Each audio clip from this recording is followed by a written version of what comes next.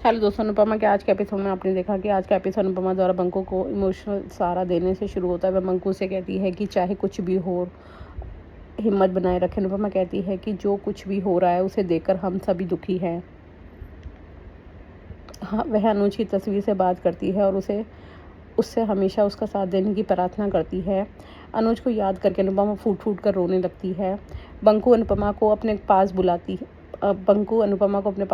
है। दिग्विजय अपना बैग लेकर आता है और अनुपमा से कहता है कि उसने जो कुछ भी कहा उसने सुना और समझने की कोशिश की, लेकिन वह यह नहीं समझ पा रहा कि वह भारी दुनिया में अपनी पहचान कैसे बनाएगा। अनुपमा दिग्विजय को अपने और सावी के लिए आगे बढ़ते रहने के लिए प्रेरित करती है। वह कहती है कि सावी के सपने को जिंदा रखना दिग्विजय की जिम्मेदारी है। जया कहती है कि अनुपमा ने सिखाया है कि अगर हाथ में छोटा खिलौना हो तो उसे दे देना चाहिए, क्योंकि कौन जाने भगवान बड़ा खिलौना दे दे। वो जया की प्रशंसा करते हैं, पर दिग्विजय को ताला देती है और उसे घर बंद करने के लिए कहती है। ईशानी शाह परिवार को खाना देती है। पाखी कहती है कि ईशानी समय बर्बाद करिए। वह पूछती है क्या उसने नौकरानी बनने की पढ़ाई की है। लीला उसे समझाती है कि नौकरानी का क्या महत्व है। वह पाखी से कहती है कि वह बेकार पाखी की जगह ईशानी को नौकरानी बना रही है। पाखी ईशानी को समझाने की कोशिश करती है। ईशानी पाखी की बात सुनने से इनकार कर देती है। अंश घर लौटता है। माही अंश से पूछती है कि क्या हुआ, क्या उसे चोट लगी है। अंश गौतम के साथ हुई लड़ाई के बारे में बताता। परितोष अंश से पूछता है कि वह हीरो क्यों बनना चाहता है। अंश कहता है कि परितोष गौतम का नौकर है, वह नहीं। परितोष कहता है कि उसके परिवार के सदस्य ही उसके दुश्मन है।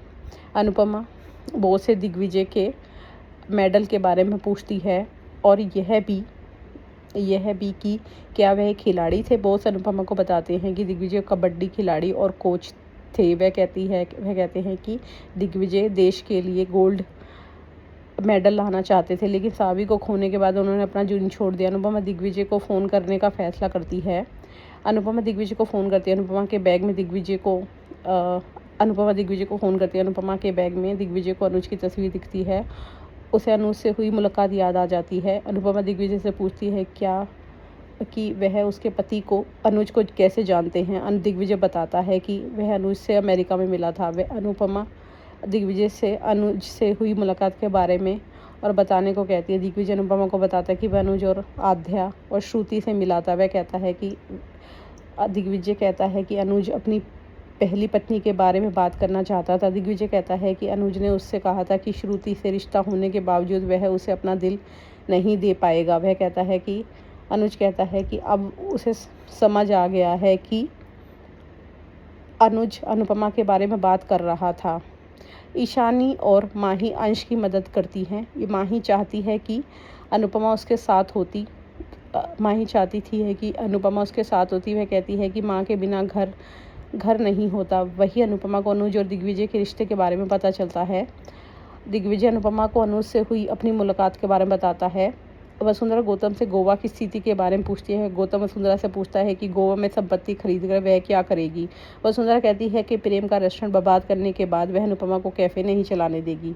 राही अंश को चोट पहुंचाने के लिए गौतम से सवाल करती है। गौतम कहता है कि अंश ने पहले उसे मारा था। राही गौतम को अपने परिवार से दूर रहने की चेतावनी देती है। वसुंधरा गौतम का पक्ष लेती है और कहती है कि राही उसकी माँ जैसी है। राही कहती है कि वह अनुपमा जैसी है, जो निडर होकर गलत के खिलाफ आवाज़ उठाएगी।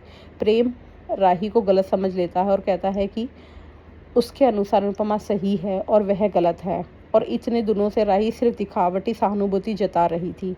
राही प्रेम को समझाने की कोशिश करती है। वहाँ दिग्विजय अनुपमा से अनुज के बारे में पूछता है। अनुपमा कहती है कि अनुज उसके दिल, आस्था और प्रतीक्षा में है।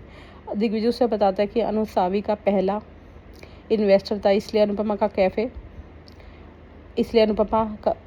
कैफे पर अधिकार है। यह सुनकर अनुपमा चौंक जाती है। अब आगे का एपिसोड जानने के लिए हमारे चैनल को लाइक और सब्सक्राइब कीजिए।